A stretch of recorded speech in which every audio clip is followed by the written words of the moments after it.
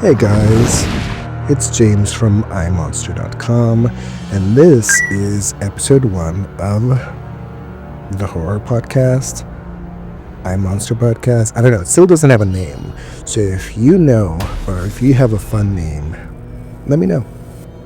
I'm drinking some coffee, so maybe it can be called Horror with a Side of Coffee. I don't know, I'm just saying things now, but anyway.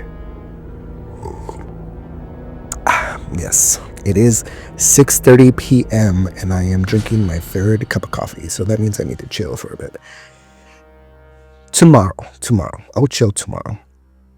Anyway, so this is episode 1 of the horror podcast, where I tell real live ghost stories submitted by you guys. So if you have a ghost story, go ahead and send me a video, audio recording, or written email or written document of your encounter, and I will make it into a podcast. My email address is info@imonster.com. iMonster is spelled like my website, IMONSTRE.com. So I've reversed the E and the R, so it's RE.com. iMonster.com. It's the French spelling. I thought it'd be cool because I love to travel, and I was like, iMonstra. I don't know. Anyway, so today I'm going to read a story that is about a Ouija board experience gone wrong. Oh my god. Okay, so I just got this software, right? And it's a podcast software where you can record stuff, and I'm kind of playing around with it. Since this is episode 1, I can make all the mistakes I want, right? And no one's going to hear it probably in a while. So I am trying to figure this out, and it's going well. But anyway, so if you go to my website called imonster.com, I, like an iPhone, MONSTRE.com, and you hit reviews, I do have one story there, and it is called, let me see if I can find it. Is the Ouija board real or fake? My Ouija board story. And so basically, this is going to be the first one that is going to be turned into a podcast, because this is actually my story. And it is a scary story, a real story. It happened to me and a friend of mine when I was in high school. Because of this, I don't think I will ever in my life play with a Ouija board again. It was the most terrifying experience of my life. I think I did a very bad job at writing it down, but you decide. Here is the story. I've always been curious about the occult and the afterlife. As someone who's into all things horror related, a Ouija board always sounded like fun and a little taboo. I mean, who really knows what's happening? Are your friends the ones moving the planchette?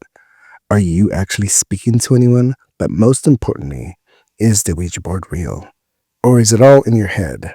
Well, here's my Ouija board story. You decide for yourself. During my high school years, I was a very rebellious kid. I did all of the bad you're told not to do. I ditched school, smoked a cigarette here and there, wore nothing but black clothing, and of course, I really wanted to play a Ouija board. As a rebellious teen, I was curious about the spirit world, but I also questioned if it was real. I suppose there was only one way to find out.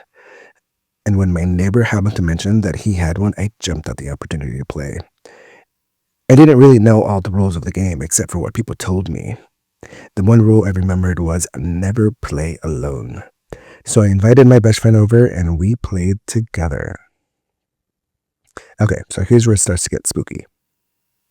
You know what they say, birds of a feather flock together. Therefore, my friend and I loved all the spooky things we can get our hands on. And she was just as excited as me. So we pulled up a small table, grabbed some chairs, and sat with our hands on the planchette, waiting patiently. Now, recalling this story gives me the creeps, so I won't mention the name of the spirit who came through. It really freaked me out at the time.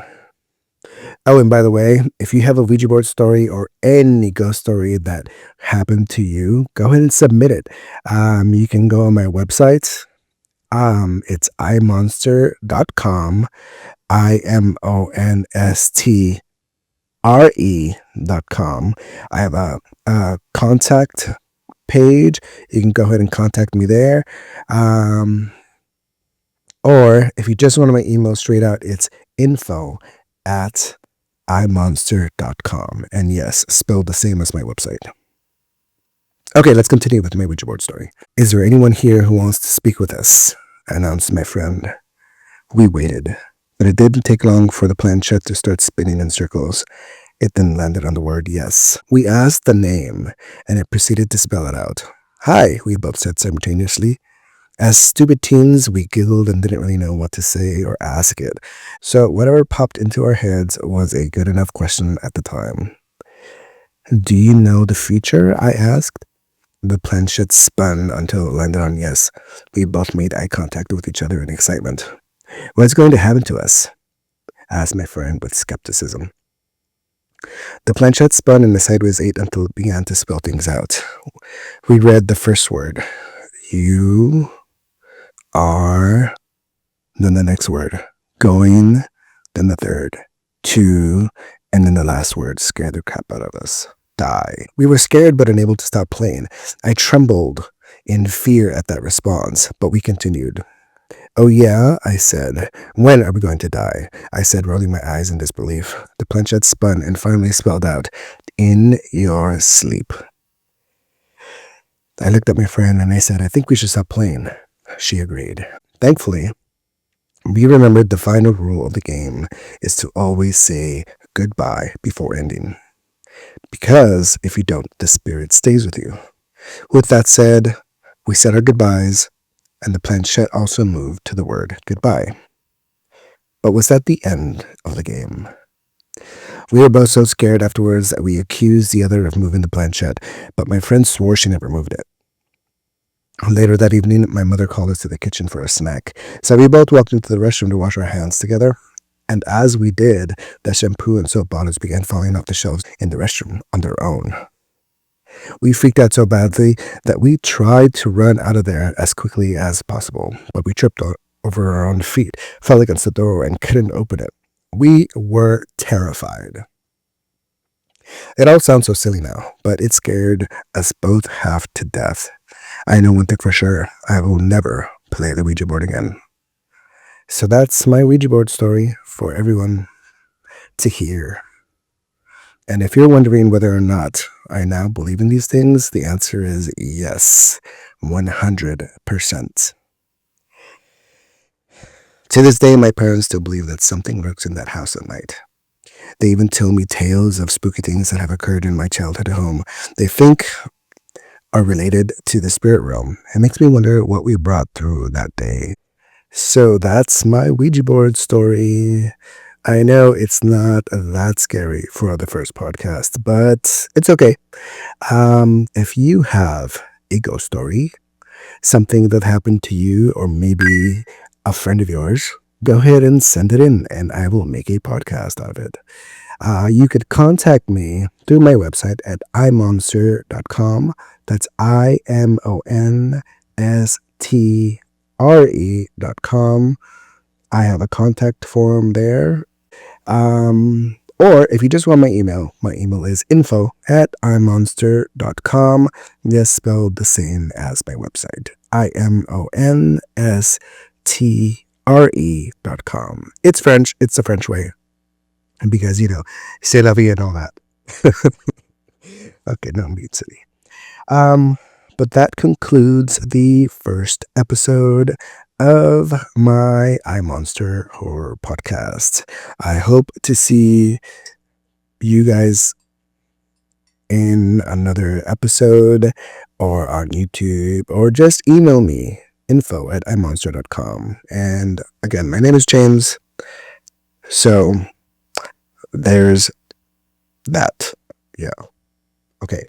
How am I supposed to end these things? I guess I'll listen to more podcasts just to see. But until then, chat with you guys soon.